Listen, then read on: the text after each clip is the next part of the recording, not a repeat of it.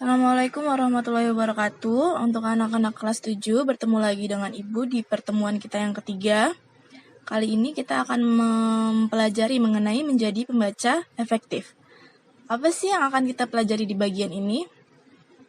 Di bagian ini kita akan mempelajari mengenai buku. Apa itu buku, apa jenis-jenis buku, atau apa unsur-unsur dari sebuah buku. Oke, sebelum masuk kita punya quotes dulu nih dari Bung Hatta.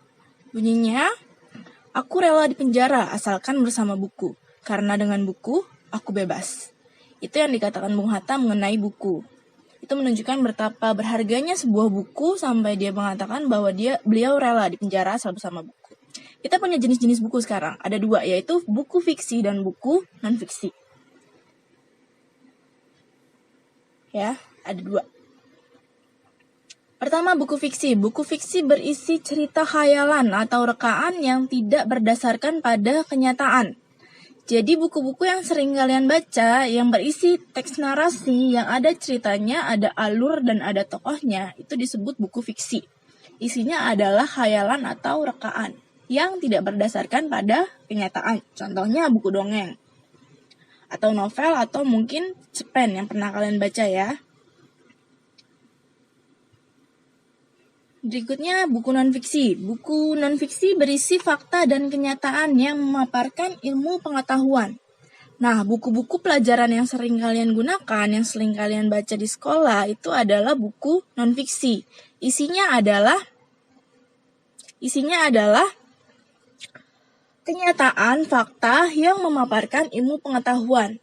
Buku biografi misalnya, ensiklopedia misalnya. Jadi berbeda dengan buku non-fiksi buku non-fiksi berisi kenyataan atau fakta, sementara buku fiksi berisi khayalan atau rekaan. Nah, ini kita punya unsur-unsur buku. Ada unsur-unsur buku fiksi, ada juga unsur-unsur buku non-fiksi. Keduanya ini sebenarnya nggak terlalu berbeda ya, Nak. Kita lihat ada beberapa persamaannya.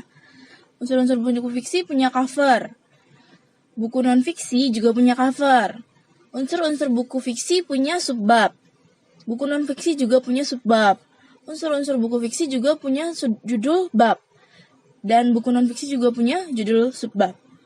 Oke, perbedaannya adalah di buku fiksi kita punya tokoh dan penokohan, tema, bahasa, alur, atau sederhananya unsur intrinsik cerita. Sementara di buku non-fiksi kita nggak punya itu. Kita punya isi buku, bahasa, sistematika, dan cara penyajian.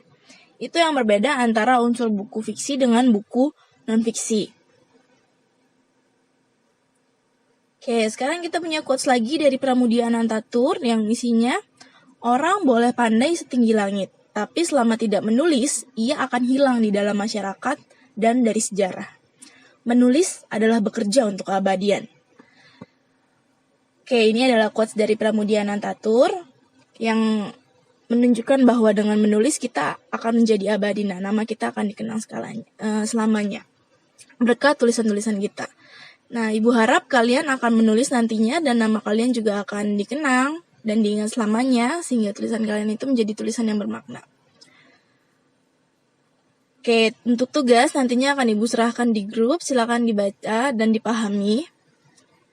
Sampai sini dulu pertemuan kita kali ini. Semoga yang Ibu sampaikan bermanfaat bagi kalian. Ibu tutup. Wassalamualaikum warahmatullahi wabarakatuh.